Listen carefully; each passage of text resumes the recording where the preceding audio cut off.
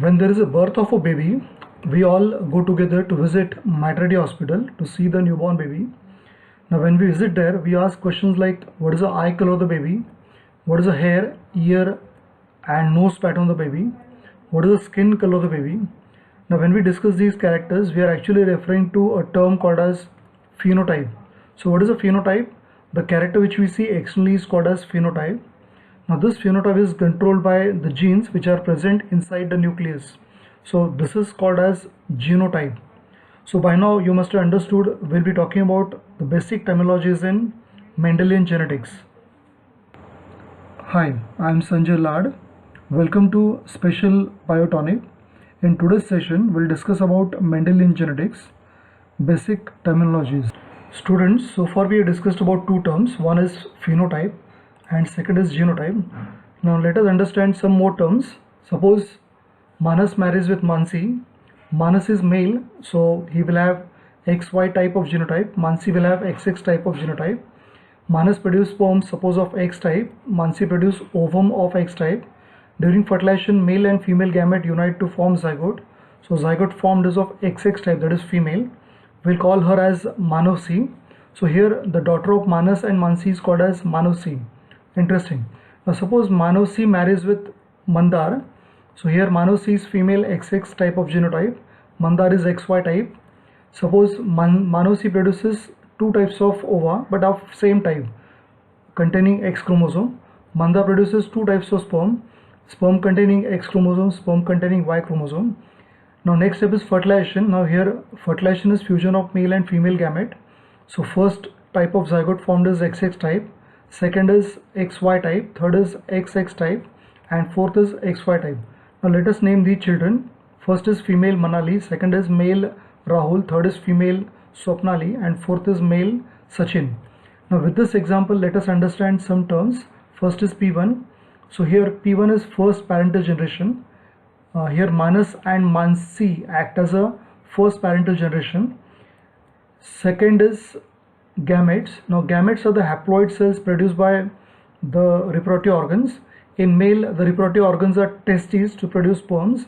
In case of female, reproductive organs are ovaries to produce ova.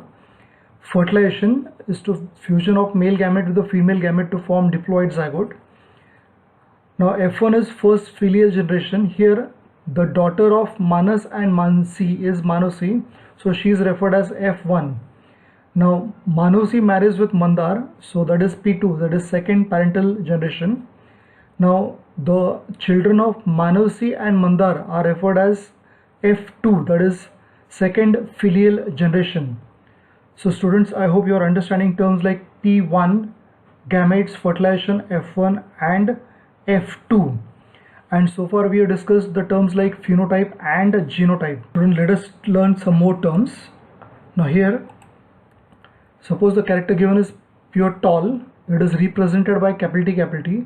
Now when both the alleles in the genotype are same, it is called as homozygous. So what is a homozygous? Both alleles in the genotype are same. Now in case of hybrid tall, it is represented by capital T, small t. So here both the alleles are different, so it is called as heterozygous or hybrid. Now next term is gene. Gene is a segment of the DNA which codes for a functional protein, which is, now gene is normally present in the DNA and DNA is present in the chromosomes which is inside the nucleus. Now next term is allele. Alternative forms of the same gene is called as allele. Now here look at this capital T, capital T. One capital T is called as one allele, second capital T is called as one allele. A pair of allele is called as genotype. Now here also capital T and small t, these represents allele. So alternative form of the same gene is called as allele. Now the term factor was coined by Mendel for gene or allele. So I hope you are understanding these. Students, let us understand few more terms. Now here the term is dominant gene. Now if you take one example like capital T and small t, now out of capital T, small t, capital T gene is expressed, therefore capital T gene is said to be dominant. In this case capital T expresses as tall character. Now second term is recessive gene. Again same example, capital T, small t. Here small t, which is otherwise giving character called as dwarf. So in case of heterozygous condition, small t is not expressed. Therefore, small t gene is said to be recessive. Next term is monohybrid cross. Monohybrid cross is a cross between two parents with one pair of contrasting character. In case of dihybrid cross, a cross between two parents with two pairs of contrasting characters are crossed. In case of trihybrid cross, it is a cross between two parents with three pairs of contrasting characters are crossed.